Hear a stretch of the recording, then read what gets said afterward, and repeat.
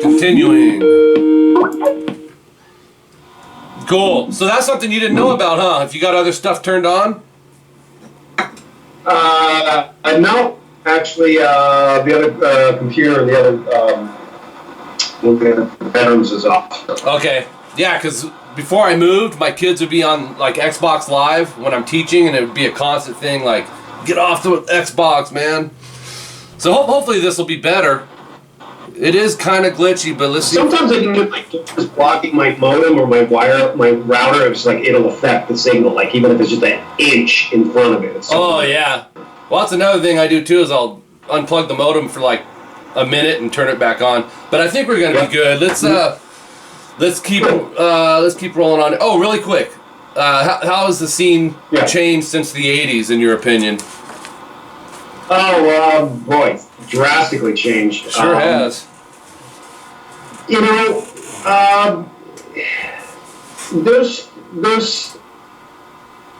as far as like LA goes, I moved to Vegas 3 years ago. There's more of a scene in Vegas now than there is in LA. It's pretty dead over in LA. There was a couple of really good pockets in LA from like 2001 to 2011. It was really quite a great scene going on there. It sort of changed over that decade, but there was always some really cool places to go, kind of a music community. Those were good years in LA, of course, compared to the 80s, which was amazing. But every place kind of had their own little Sunset Strip in the 80s. And, you know, that's something that we've lost a lot, is that music community. It's like, you know, people supporting live music. It's like you didn't have to promote too much to play a gig back then, and it would be packed. Yeah. Because there was a scene. Well, there's no scene anymore, and it's changed obviously drastically because of the internet and everything. So now you have to promote your ass off just to. You know, unless you're in a band with marquee value, when I started Let It Rock 2 years ago, the All-Star band, I really had to, it was like tooth and nail for like 2 years just to get that band where it's at now. Well, we don't give too much, but it was so much promotion, always in everybody's faces. So that's the thing I think that's changed a lot, is you really, really have to bang down doors. And back then it wasn't as hard because you could kind of built in scene and built in crowd. Yeah, you know, it's like I miss that. You think of the days of Motley, you know, and everyone's heard the story of going and, you know, putting their flyers over everybody else's flyers, you know. It's kind of like the nostalgia is kind of gone. Yeah. I mean, can you imagine seeing somebody out putting flyers up? Yeah, it's so old school, man. It's so old school. Yeah. Even the days of listening to an album, you know, back in the day. You know, I know Back for Attack's coming out. I can't wait to get down there, buy the whole album, listen to every song, every solo, turning it up as the solo's fading out. Now people just purchase one song on iTunes, and then they go grab this song. It's kind of sad. Yeah, you know, I mean, vinyl's made it pretty much a great comeback, but at the same time, I feel kind of bad for kids. They'll never experience what you and I, people from our age group, generation, got to experience, that excitement of going down to the record store, you know, the subway to get all the way down to the main whatever to get that piece of music, get that record. There was an excitement about that. That doesn't exist anymore. Right. And that's sad. That really bums me out. And I feel bad for kids that don't really have that experience. I mean, there are some select, you know, record and music stores that do have, you know, a section of vinyl. That's that. As far as like the whole thing, you know, that's something I definitely think, you know, gets missed. I'm with you, man. I'm with you. It's still kind of glitching, man. I think we'll be okay, but let's just keep rolling with it. Sure. Anthony Taylor asks, what is your favorite band you play in? Because I know you're doing multiple things. And who is your new favorite band? Yeah. Definitely, the RATT thing has been really, really, really cool. Great group of guys. Obviously, a new version of that band with Josh Allen, Mitch Perry, Brad Lang, and Blotzer. Being a fan, having grown up listening to that band, to play all those songs is really, really fun. I'm really grateful for the Definitely, game. yeah. It Rawk is a really fun thing because it's like 5 different entities. Jimmy Deanna from Bold Boy, Sean McNabb, who's played with Great White and Dawkins and Quiet Riot, and Oz, of course, from Striper, Jamie St. James, and other people that have been involved with that as well. So you get this rich history of all these cats. So it's kind of like, I always refer to that band as like, we're the Pro Bowl of like 80s metal. I love it. So that's a fun band, and of course with Angels and Bane too. But we haven't really rehearsed or anything. That's taken a little bit longer than we thought. So I'd say as a wait, those 2 bands definitely where I'm at right now. Yeah, It Rawk's cool, man. It's like a new recipe, man. You've got 5 different flavors that were, successful in the scene coming together and playing it. You represent the songs good, but it's cool to hear, 5 different players from 5 different bands doing it. Yeah, definitely. Okay, what about a new favorite band? That's probably a hard question. That I'm playing it or that I like? Oh, wait a minute. Hold on. Oh. Yeah, that's a good. Maybe you already hit that. I already answered that. You answered that. Yes. Okay, that one's cool. Okay, move on to Brickland's V1970. Do you still play the loudest guitar amps in the universe? Actually, you already kind of answered what you play now. But was that something that was being said back in the day, playing the loudest amps or something? I don't know. I mean, I used to.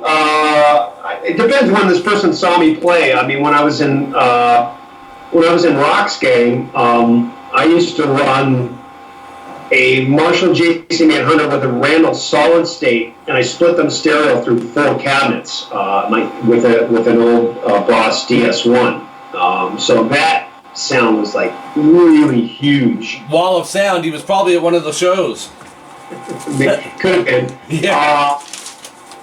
Also too, when we toured with Wasp in 05, we did a 3-month bus tour with them. I think I was running 2 Blue Voodoo 120s in stereo, and it was pretty big sound. So they might be referring to that. Yeah, it could be. Okay. Let's see. Dylan Hardina says, I really like Stacey's time in LA Guns. What's your favorite album and song to create? I don't know if create was the best word, but it sounds like you wanted to know your favorite album you did with LA Guns and your favorite song that you did with LA Guns. Cool.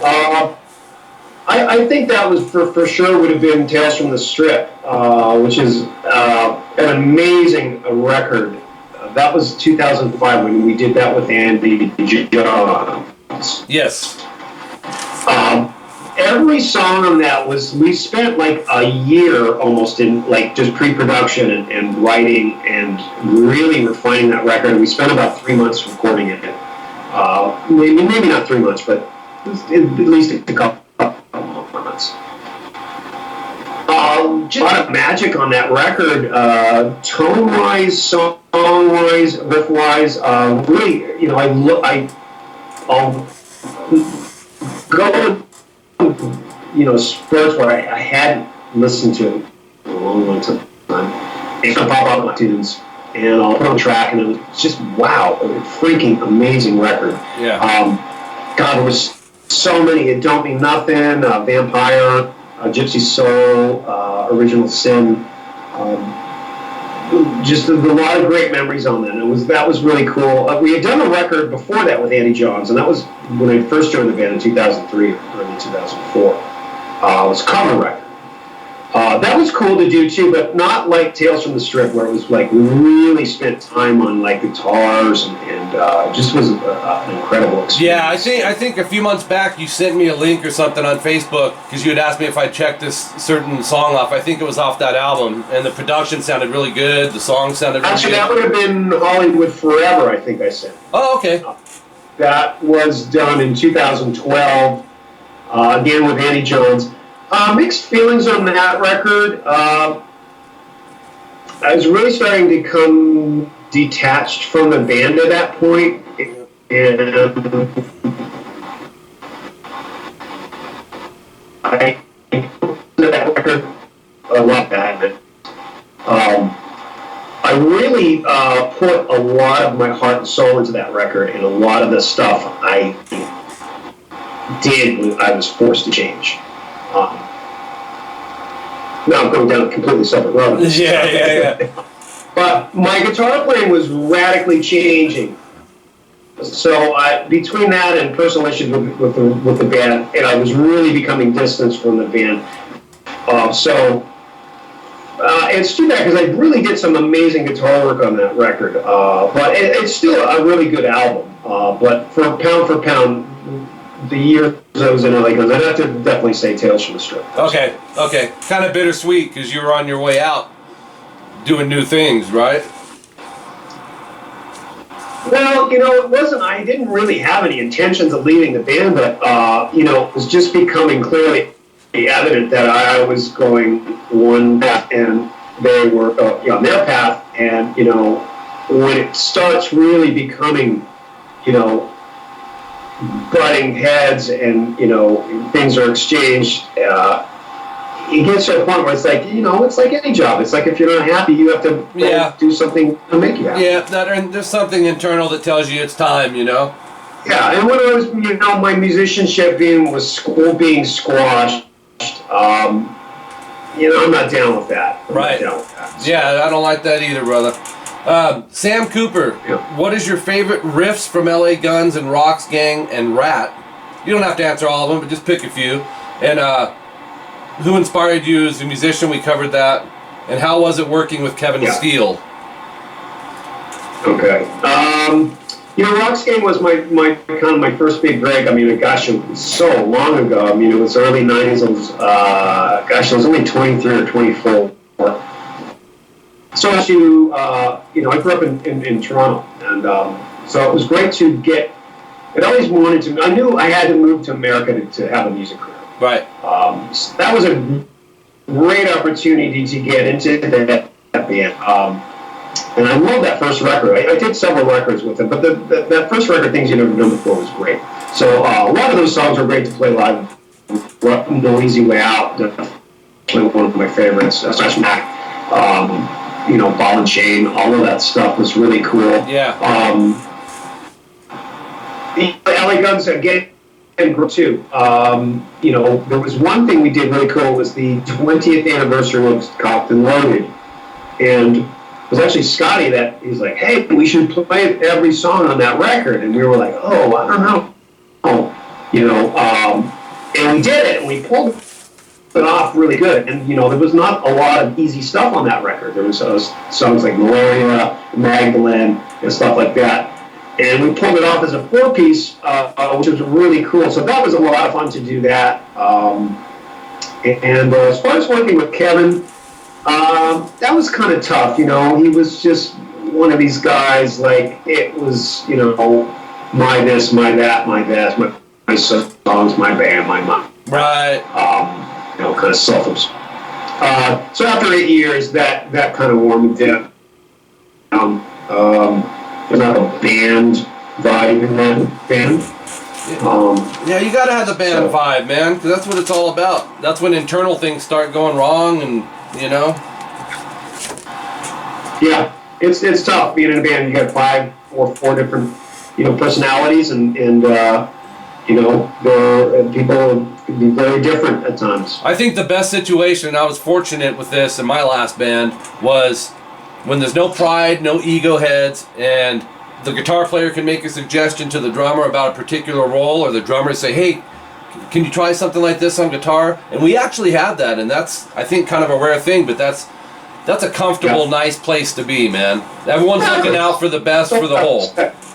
Yeah, respect and communication, and if you don't have that, it's, you're going to have a big turnover rate. Oh yeah. Okay, we're doing all right. It's going to be glitchy on some of the playback, but I think 90% of it's going to be clear. And Okay. So this next one's from Sirhan. He says, Sirhan. Yeah. How was the stranglehold on the music industry, or how has the stranglehold of the music industry affected your career?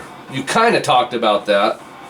It's just a different day and age, man, with the internet, right? I mean, people buying stuff off iTunes and not buying complete albums, and it's like it kind of went in waves. It's like kind of like an EKG. I remember when I first joined Roxx Gang, and it was 92 coming into 93, and they had gotten out of their deal with Virgin, and we were, I think it was Atlantic we were talking to, and it was exciting because it was like I'm into this national band. I was a fan of the band, and wow, I'm going to do a record and sign a new record deal. And it just never happened. It just, 1 week went to another week, went to a month, and then you just saw kind of the rise of all those alternative grunge bands, like Pearl Jam and Soundgarden. And I was like, oh. And then everybody was kind of in denial. Well, it's going to come back. It's going to come back. Well, it kind of did. I mean, grunge only lasted 2 years, and it was gone, and then alternative music happened. And then in the 90s, it was, what a dreadful time that was. It was like, I remember it was like, it wasn't even cool to play guitar. Dude, I was not a happy camper, man. And it was like, everybody faults the grunge bands. It's like, well, yes, it did put a coffin, close the lid on that with the 80s metal stuff. But that came and went in such a blink of an eye, and I think as the years went on, 95, 96, 97, 98, it was just a terrible time of terrible music. And unfortunately,